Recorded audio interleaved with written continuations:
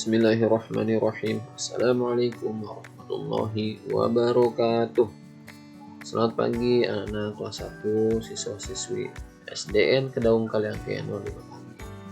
Alhamdulillah, hari ini kita melanjutkan pelajaran kitab Pendidikan Agama Islam dan Budi Pekerti. Tema pelajaran kita hari ini yaitu kisah keteladanan Nabi Nuh alaihi salam. Mari kita membaca doa sebelum belajar. Bismillahirrahmanirrahim. Rabbi zidni ilma warzuqni fahma.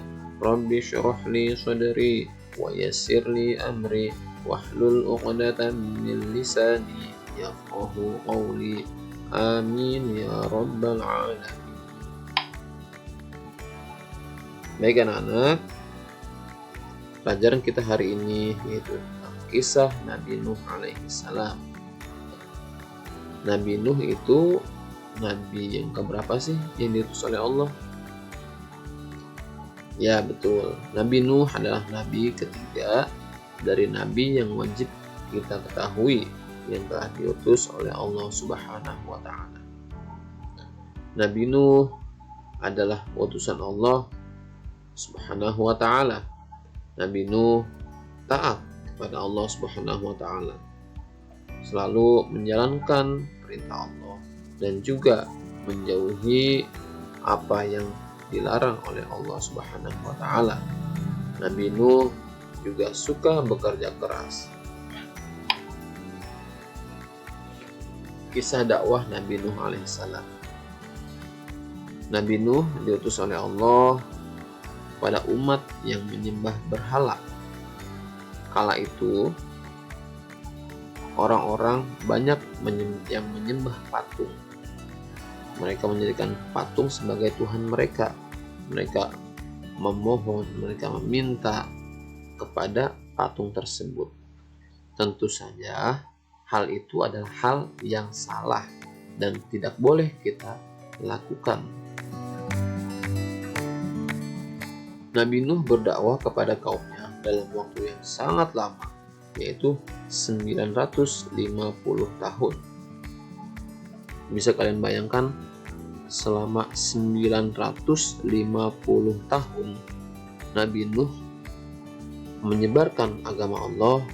Nabi Nuh mengajak orang-orang untuk menyembah Allah, tetapi hanya 80 orang saja yang mau mengikuti Nabi Nuh. Ini merupakan suatu ujian yang berat.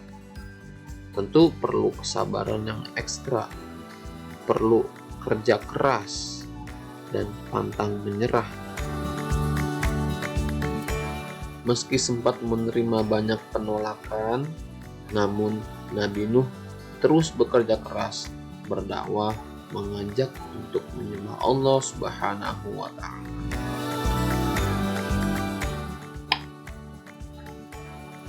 Namun, banyak dari kaum Nabi Nuh adalah orang-orang yang durhaka, orang-orang yang enggan untuk menyembah Allah. Nabi Nuh pun berdoa kepada Allah dan meminta pertolongan. Kemudian Allah pun mengabulkan doa Nabi Nuh dan memerintahkan Nabi Nuh untuk membuat sebuah bahtera atau perahu besar.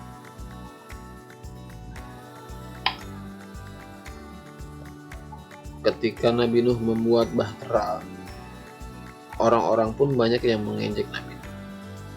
Mereka tertawa, hahaha, Nabi Nuh itu gila kali ya, masa bikin perahu di atas gunung?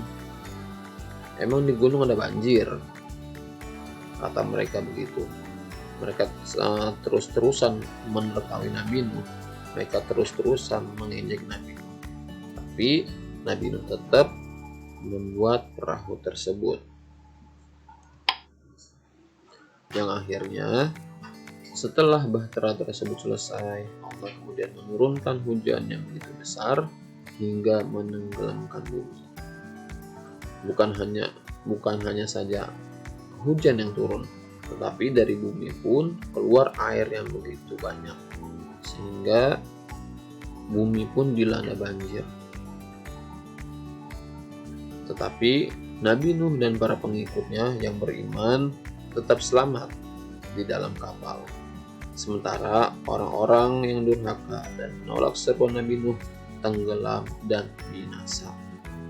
Orang-orang yang durhaka pada lari ke dataran yang tinggi, namun tetap disapu banjir. Lalu ada lagi yang lari ke bukit, tetap tenggelam sama banjir. Ada lagi yang lari ke atas gunung, tapi tetap tenggelam sama banjir.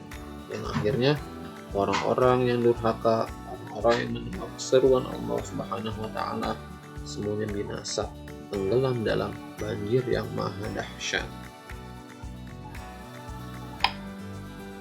Nah, setelah berbulan-bulan terombang-ambing di banjir, Nabi Nuh dan kaumnya selamat dari banjir dahsyat tersebut dan berlabuh di atas sebuah bukit yang terletak di negara Turki. Bukit tersebut terkenal dengan nama Bukit Judi. Nah, kalian bisa melihat ini sebuah perkiraan atau dugaan adalah perahu Nabi Nuh. Dari ujung sini ke ujung sini, konon katanya ini adalah perahu Nabi Nuh yang terdampar di Bukit Judi yang ada di Turki. Salah seorang ulama yaitu Ibnu Abbas menjelaskan bahwa bahtera ini memiliki ukuran panjang sekitar 550 meter, sedangkan lebarnya sekitar 275 meter. Nah, perahu Nabi Nuh itu terdiri dari 3 tingkatan atau ada 3 lantai di perahu tersebut. Tingkat pertama diperuntukkan untuk para binatang. Jadi ketika sebelum banjir, Nabi Nuh itu diperintahkan oleh Allah untuk mengajak atau memasukkan binatang-binatang sepasang-sepasang, macan sepasang, ayam sepasang, gajah sepasang, dan yang lain-lain juga pada sepasang. Lalu di tingkat kedua atau lantai kedua itu untuk Nabi Nuh dan kaumnya. Sedangkan di lantai ketiga atau tingkat ketiga diperuntukkan untuk burung-burung.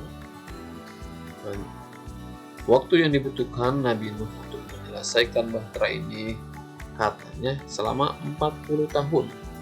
Waktu yang lama untuk membuat sebuah perahu.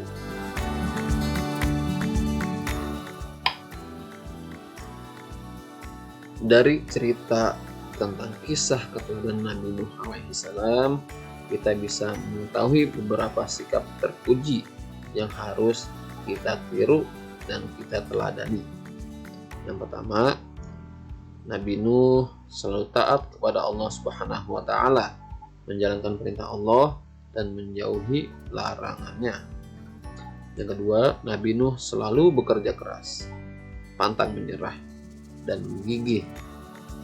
Yang ketiga, sabar dan tabah dalam menghadapi cobaan. Semoga dari kisah tersebut kita bisa mengambil hikmah dan meneladani sikap terpuji dari Nabi Nuh alaihissalam.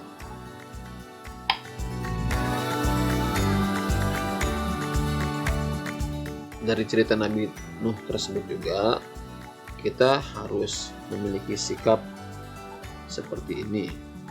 Sikapku, aku selalu bekerja keras. Dan juga seperti gambar yang ada di sini. Ini namanya Adi. Adi selalu bekerja keras. Adi ingin menjadi anak yang pintar. Oleh karena itu, dia selalu bekerja keras, belajar dimanapun dan kapanpun. Silakan anak-anak kerjakan tugas di halaman 35 yang dicentang dan juga isian 1, 2, 3 di foto, nanti dikirim ke WhatsApp Pak Yudin. Sekian pelajaran kita hari ini. Jika ada yang belum jelas atau mau ditanyakan, silakan Japri tanya ke Pak Yudin. Untuk menutup pelajaran kita hari ini, mari sama-sama kita membaca hamdalah. Alhamdulillahirabbil alamin. Terima kasih. Wassalamualaikum warahmatullahi wabarakatuh.